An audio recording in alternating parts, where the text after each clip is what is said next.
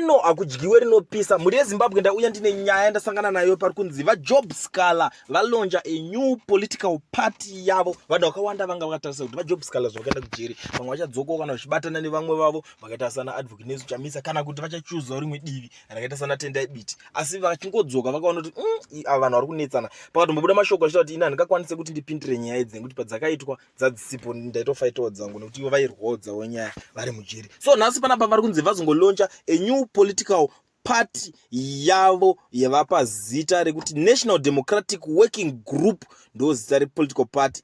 NDWG ndo political party name yava Job Sikala yava kumhanya nayo iko zvino yavari kunzi vatolonja zveipapo ipapo. Ndo nyaya ndandakakubatirai paCoolian TV muri yeZimbabwe. Munozviziva kuti inini ndenge ndichitoda. So kana uchingotanga kusvika panapa iri first time yako, gara wasubscribe wolike nekuti gore rino hakudyiwe rinopisa.